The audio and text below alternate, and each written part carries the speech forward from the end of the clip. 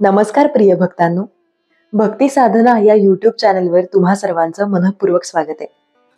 भक्तांनो, आपण आपल्या रोजच्या आयुष्यात पूजा कशी करावी किंवा कोणत्या दिवशीचं काय महत्व आहे, पूजा करताना कोणत्या गोष्टी लक्षात घ्यायला हव्यात किंवा इतर अगदी साध्या साध्या गोष्टींबद्दल व्हिडिओ करत असतो. आजचाही आपला विषय रोजच्याच वापरातला, रोजच्या जगण्यातला आहे, पण तरीही काही गोष्टी आपल्याला माहीत नसतात, त्या तुम्हाला नक्कीच आजच्या व्हिडिओतून माहिती होतील. तुम्ही कधी लक्ष दिलंय का? देवाच्या हातात, साधकाच्या गळ्यात किंवा ऋषींच्या बोटात एक माळ असते. तीच आहे जपमाळ. ही फक्त मण्यांची साखळी नाही, ती म्हणजे श्रद्धेची साखळी. मनाला एकाग्र ठेवणारा भक्तीचा सर्वात जवळचा साथीदार जपमाळ. माळा म्हणजे एकत्र गुंफलेले मणी, पण जपमाळा म्हणजे केवळ मणी नाहीत, ती म्हणजे देवाशी जोडणारा स्पंदनांचा क्रम. प्रत्येक मणी म्हणजे एक जप, एक श्वास आणि एक क्षण भक्तिभावाचा. प्राचीन काळापासून ऋषी मुनींनी जप करण्यासाठी जपमाळेचा उपयोग केला. संस्कृत ग्रंथांत म्हटलं आहे, मालया विना कृतो जपः निष्फलः स्यात्. म्हणजे माळेशिवाय केलेला जप फलदायक ठरत नाही, कारण माळा मनाला केंद्रित ठेवते. प्रत्येक मणी हातात येतो आणि मन पुन्हा देवाच्या नावाशी जोडलं जातं. जपमाळेत साधारणतः 108 मणी असतात. यामागे अतिशय गूढ आणि शास्त्रीय कारण आहे. 108 हा अंक विश्वातील ऊर्जा केंद्रांशी निगडित आहे.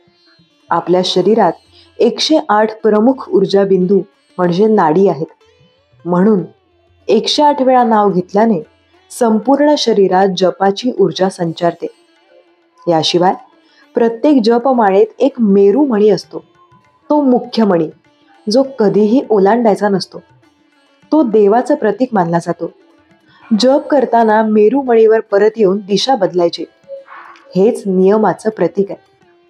जपमाळेचे प्रकार. विविध देवतांसाठी विविध प्रकारच्या माळा वापरल्या जातात. तुळशीची माळ श्री विष्णू, कृष्ण किंवा रामभक्तांसाठी. तुळशी पवित्र आणि सात्विक असते. रुद्राक्षाची माळ शिवभक्तांसाठी, ती ऊर्जावान, तामसिक विचार दूर करणारी असते.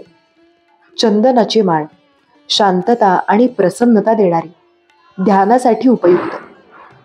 कमलबीजाची माळ लक्ष्मी साधनेसाठी, समृद्धी आणि सौंदर्याचे प्रतीक. हळदीची माळ देवतांच्या मंत्रजपात शुभत्व आणि तेज देणारी. क्रिस्टल म्हणजे स्फटिक माळ देवी साधनेसाठी, मन स्वच्छ आणि एकाग्र ठेवणारी.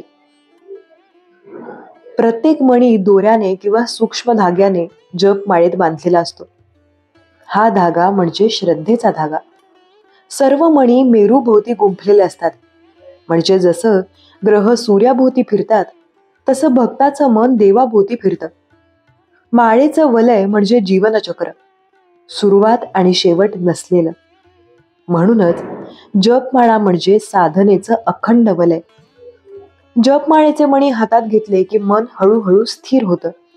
एक मणी म्हणजे एक श्वास, म्हणजेच एक स्मरण. ही माळ मनाला बाहेरील जगापासून आतल्या देवत्वाकडे नेत राहते. म्हणूनच माळ हातात घेताना ती फक्त वस्तू नाही, ती तुमच्या चेतनेचा आरसा आहे. जपमाळा पवित्र का मानतात? कारण ती देवाच्या नावाशी थेट जोडलेली असते. प्रत्येक मण्यामध्ये साधनेची ऊर्जा साठते. सततच्या जपाने माळ स्पंदित होते. त्यामुळे ती हाताळताना भक्तिभाव, आदर आणि शुद्धता आवश्यक असते. माळेचा आदर करण्याचे काही नियम असतात, ते आपण पाहूयात. माळेला नेहमी स्वच्छ ठेवा. धूळ, अशुद्ध जागा किंवा पायांशी ठेवू नका. पूजा झाल्यानंतर माळेवर उघडा हात फिरवू नका, ती पवित्र राहते. ती नेहमी पिशवीत, गोमुखी बॅगेत ठेवूनच जप करावा. दुसऱ्याच्या हातात माळ देऊ नये. प्रत्येकाची माळ वैयक्तिक असते. जप संपल्यावर मेरू मणीवर नमस्कार करावा आणि माळ नीट गुंडाळून ठेवावी. भक्तांनो, देवाचं नाव घेणं म्हणजे आत्म्याचा श्वास आणि जपमाळा म्हणजे त्या श्वासाचा ठाव धरून ठेवणारं साधन. पण जप करताना काही नियम, काही पवित्र संकेत पाळले तर त्या साधनेचं फळ अनेक पटींनी वाढतं. म्हणून आज आपण समजून घेऊयात, जपमाळेने जप करताना कोणते नियम आणि पद्धती पाळाव्यात. जप करण्यापूर्वीची तयारी. जप ही साधना आहे, त्यामुळे ती शरीर, मन आणि जागेच्या शुद्धतेतून सुरू व्हायला हवी. प्रथम स्नान करून किंवा किमान हातपाय स्वच्छ धुवून बसावे. शांत, स्वच्छ, सुगंधी जागा निवडावी. जिथे नेहमी जप करता तीच जागा वापरल्यास वातावरण ऊर्जा साठवते. समोर देवाचे चित्र किंवा प्रतिमा ठेवावी. जपाच्या आधी एक दीर्घ श्वास घेऊन मन स्थिर करावं, म्हणजे विचारांचा कोलाहल शांत होतो. जपासाठी आसन. नेहमी कुशासन, मृगचर्म, कंबळ किंवा दरीचे आसन वापरावे. जमिनीवर थेट बसू नये, कारण भूमीतील चुंबकीय ऊर्जा शरीरात मिसळून मन भटकवते. आसन हे स्थिर असावं, मौन असावं व मन उत्तर दिशेकडे किंवा पूर्वेकडे ठेवून बसावं. स्त्रिया जप करताना पाय घालून बसाव्यात, पण पाय हलवू नयेत. जपमाळा हातात घेण्याची पद्धत. जपमाळा उजव्या हातात घ्यावी. डावा हात मांडीवर स्थिर ठेवावा. माळ कशी धरावी हे बऱ्याच जणांना माहीत नसतं किंवा कळत नसतं. हा एक महत्वाचा मुद्दा आहे, तो आपण पाहूयात. अंगठा आणि मधलं बोट यांच्यामध्ये माळ धरावी. तर्जनी म्हणजेच पहिलं बोट कधीही माळेला स्पर्श करू नये, कारण तर्जनी अहंकाराचं प्रतीक आहे. प्रत्येक मणी फिरवताना अंगठ्याने आणि मधल्या बोटाने हलके हलवावे. मेरू मणीवर पोहोचल्यावर थांबावे आणि परत उलट दिशेने माळ फिरवावी. मेरू मणी कधीही ओलांडू नये. गोमुखी पिशवी वापरावी. गोमुखी म्हणजे कापडी पिशवी, जिच्यात माळ हातात घेऊन जप करतात. यामुळे बाह्य नजरा माळेपासून दूर राहतात. जपाची ऊर्जा आपल्यात साठते आणि माळेची पवित्रता टिकून राहते. गोमुखी नेहमी स्वच्छ ठेवावी आणि फक्त त्या माळेसाठीच वापरावी. जप करताना पाळायचे मुख्य नियम. पहिला नियम, दिशा. पूर्व दिशेला बसल्यास ज्ञान आणि तेज वाढते. उत्तर दिशेला बसल्यास शांती आणि स्थैर्य लाभते. दक्षिणेकडे कधीही बसू नये. दुसरा नियम, वेळ. ब्रह्ममुहूर्त म्हणजे सूर्योदयापूर्वीचा वेळ सर्वश्रेष्ठ आहे. अन्यथा संध्याकाळी दिवा लावल्यानंतर. देवी साधनेसाठी रात्रीची शांत वेळ शुभ असते. तिसरा नियम आहे, मनाची अवस्था. मन शांत, शरीर स्थिर आणि श्वास हळू असावा.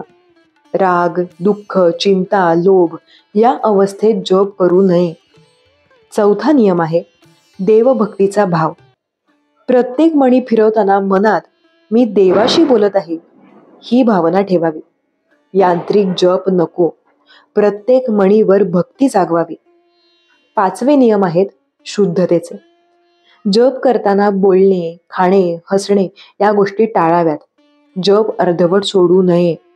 दुसऱ्याशी संवाद न करता एकाग्रतेने माळ पूर्ण करावी. सहावा नियम आहे अन्न आणि शुद्धता. जपापूर्वी कांदा, लसूण, मद्य, मांस यांचा त्याग करावा. मन आणि शरीर दोन्ही सात्विक राहतील याची काळजी घ्यावी. सातवा नियम आहे देवाचे ध्यान. जप करताना डोळे मिटून देवाचे रूप, चिन्ह किंवा प्रकाश ध्यानात ठेवावा. श्वास देवाच्या नावाशी एकरूप करावा. जप पूर्ण झाल्यावर काय करावे? मेरू मणीवर परत आल्यावर माळ खाली ठेवून नमस्कार करावा. जपाचं फळ सर्व जीवांना अर्पण करावं. सर्वजन हिताय सर्वजन सुखाय असा भाव ठेवावा. काही क्षण ध्यानस्थ बसून मनातील शांतता अनुभवावी. नंतर हळू आवाजात शांती असा उच्चार करावा. ओम शांती शांती शांती. हे 3 वेळा म्हणल्याने जपाची ऊर्जा विश्वात वितरित होते. जप माळेची देखभाल कशी करावी? माळ दररोज वापरल्यावर पवित्र कपड्यात ठेवावी. पूजेच्या वेळी किंवा प्रवासात उघड हाताने वापरू नये. तुटल्यास शांतपणे ती गंगाजलाने शुद्ध करून पुन्हा बांधावी. माळेला नेहमी आदराने आणि भक्तीने स्पर्श करावा. माळ म्हणजे साधकाची साथीदार. ती तुमच्या प्रत्येक जपाचा साक्षीदार असते. जेव्हा तुम्ही माळेला हात लावता तेव्हा ती ओळखते की तुम्ही भक्तीत आहात. हळूहळू माळ ही ऊर्जेचं भांडार बनते. म्हणून माळेशी नातं हे देवाशी असलेल्या नात्याचं विस्तार रूप आहे. जपमाळा म्हणजे फक्त मणी नाहीत, ती म्हणजे आपण देवाला दिलेल्या प्रत्येक क्षणाची साक्ष आहे. प्रत्येक मणावर ठेवलेली बोटं म्हणजे देवाला दिलेला एक प्रणाम. जेव्हा जपमाळा हातात येते तेव्हा काळ थांबतो आणि आपण, देव आणि शांती हे तिन्ही जण एकत्र येतात. भक्तांनो, आपल्या प्रत्येक साधनेमागे एक ऊर्जा स्रोत असतो. तो ऊर्जा स्रोत योग्य प्रकारे वापरला तर साधना फळते, पण नियम मोडले किंवा अज्ञानाने चूक केली तर साधना निष्फळ ठरते. आता आपण पाहूया विविध जपमाळांचे प्रकार. पहिली, तुळशीची माळ. तुळशीला वैष्णव धर्मात देवी तुलसी म्हटलं जातं. ती स्वतः पवित्रता, भक्ती आणि संरक्षणाचं प्रतीक आहे. गुणधर्म पाहूयात. तुळशी माळ मनातील विकार कमी करते. श्री विष्णू, श्रीकृष्ण आणि श्रीराम यांच्या नामजपासाठी सर्वाधिक योग्य. जिथे तुळशी माळ असते तिथे नकारात्मक ऊर्जा प्रवेश करत नाही. तुळशी माळ परिधान केल्याने विचार शुद्ध राहतात. विशेष नियम: तुळशी माळेला पायाने स्पर्श होऊ देऊ नये. तुळशी माळेचा वापर इतर साधनेसाठी करू नये. फक्त विष्णू नामजपासाठी करावा. तुळशी माळ तुटल्यास ती गंगा जलात विसर्जित करावी. दुसरी आहे रुद्राक्ष माळ. रुद्राक्ष म्हणजे शिवाच्या अश्रूंपासून निर्माण झालेलं दिव्य बीज. शिवभक्तांसाठी ही माळ अत्यंत शक्तिशाली मानली जाते. गुणधर्म: मन, प्राण आणि आत्म्याचं संतुलन राखते. भीती, नकारात्मकता आणि मानसिक अशांतता दूर करते. ध्यान आणि समाधीमध्ये स्थैर्य आणते. विशेष नियम: रुद्राक्ष माळ नेहमी शुद्धतेने हाताळावी. ती तामसिक अवस्थेत राग, मद्य, अशुद्धता या दरम्यान वापरू नये.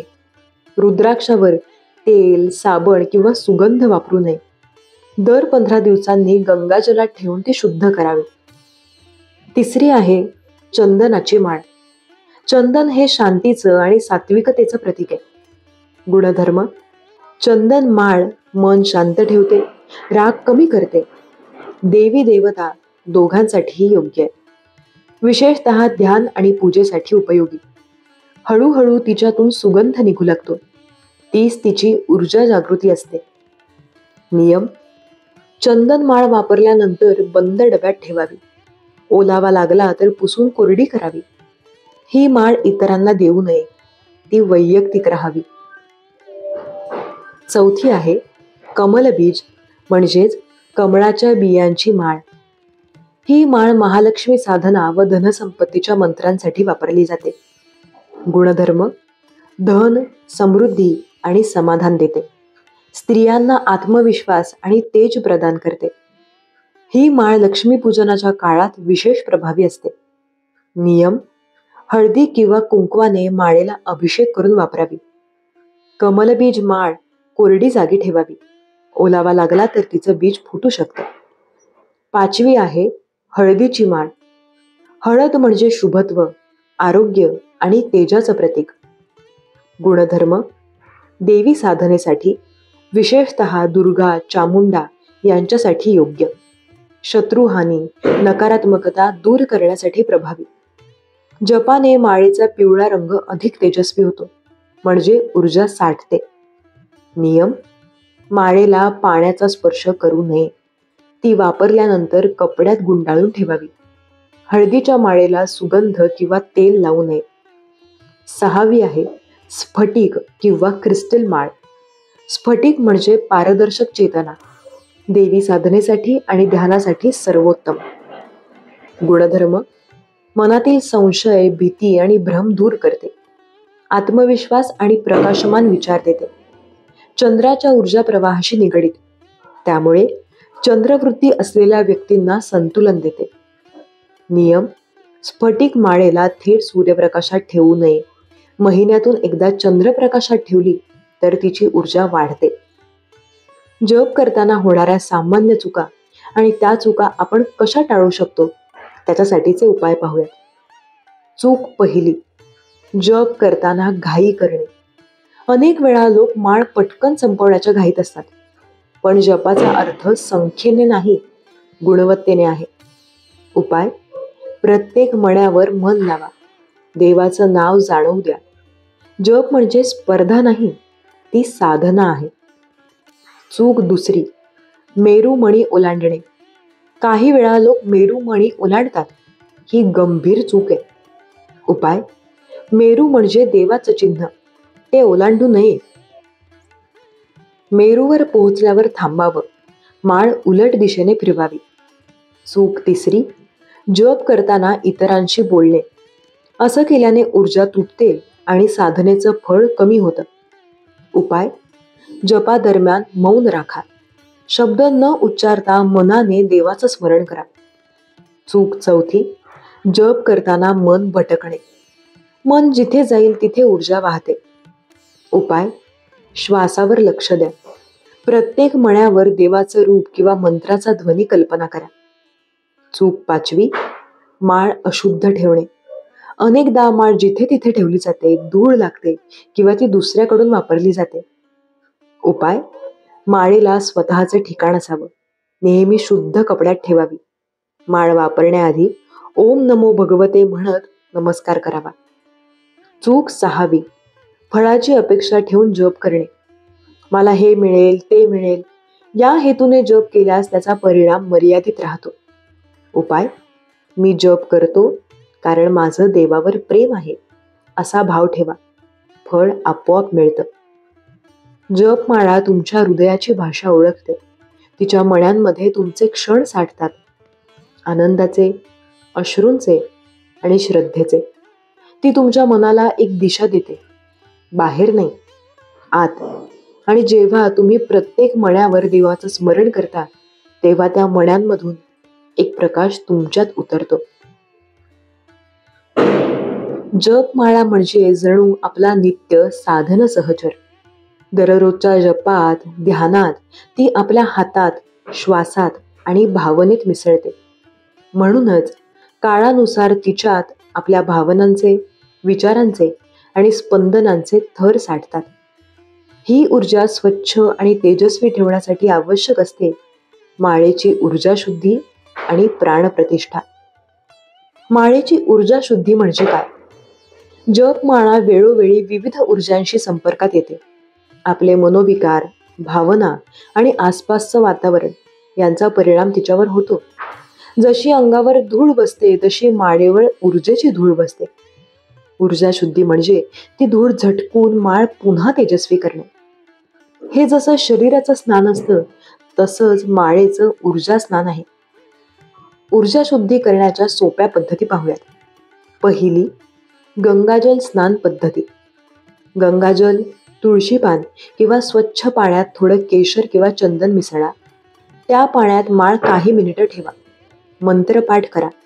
ओम नमः शिवाय किंवा ओम नमो नारायणाय.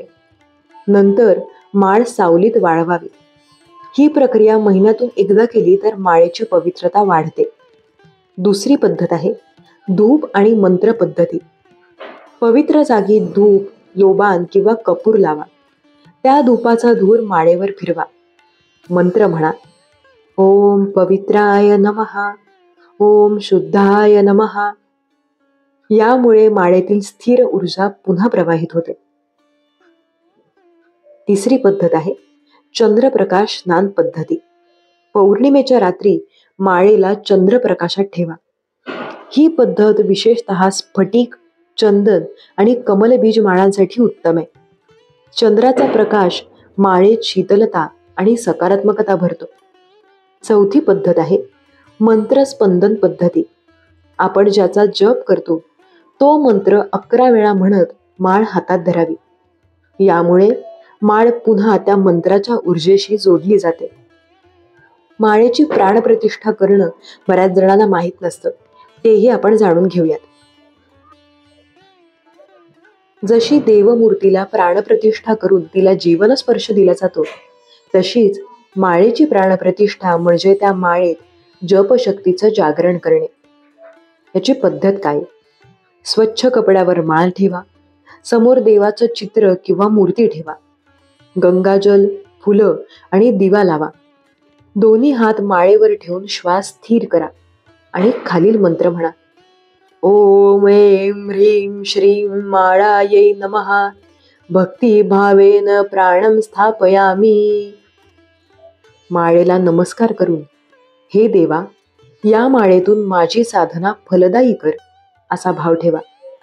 ही विधी एकदाच करावी, म्हणजे माळ ऊर्जावान राहते आणि प्रत्येक जपात ती तुमचं मार्गदर्शन करते. माळेला ऊर्जावान ठेवण्यासाठीची दैनंदिन काळजी. दररोजच्या जपानंतर माळेला हलकेच हात लावून शांती असा उच्चार करावा. माळेवर सुगंधी धुपाचा धूर आठवड्यातून एकदा दाखवावा. माळेची ठेवण पूजेच्या ठिकाणी देवमूर्तीच्या उजव्या बाजूला ठेवा. थेट पायाशी, पलंगावर किंवा अनाहत जागी ठेवू नका. माळ दुसऱ्याला वापरू देऊ नये, ती तुमच्या आत्मऊर्जेशी जोडलेली असते. जपापूर्वी माळा नमस्कार मंत्र म्हणावा. ओम माळे मम साधन सिद्ध्यर्थम सहाय भव. म्हणजे, हे माळे, माझ्या साधनेत सहाय्य कर. विशेष प्रसंगी माळेचं पुनर्जागरण. वर्षातून एकदा, विशेषतः गुरुपौर्णिमा, श्रावणी सोमवार किंवा नववर्षाच्या पहिल्या दिवशी माळेचं पुनर्जागरण पूजन करावं. पद्धत: देव मंदिरात किंवा घरी देवासमोर माळ ठेवा. पाण्याचा, कुंकवाचा आणि फुलांचा अभिषेक करा. 11 वेळा आपल्या देवतेचा मंत्र जपा. शेवटी दीप प्रज्वलन करून नमस्कार करा. यामुळे माळेत साठलेली ऊर्जा पुन्हा ताजी होते. जणू जुनी वीणा नव्या स्वरांनी सजते तसं. माळ जर कधी तुटली किंवा हरवली तर काय करायचं? माळ तुटल्यास तिचे सर्व मणी गोळा करा. गंगाजलात ठेवून देवाजवळ नमस्कार करा. हे देवा, या माळेत मी केलेल्या साधनेचं पुण्य तुझ्या चरणी अर्पण, असं म्हणून ती गंगाजलात विसर्जित करा.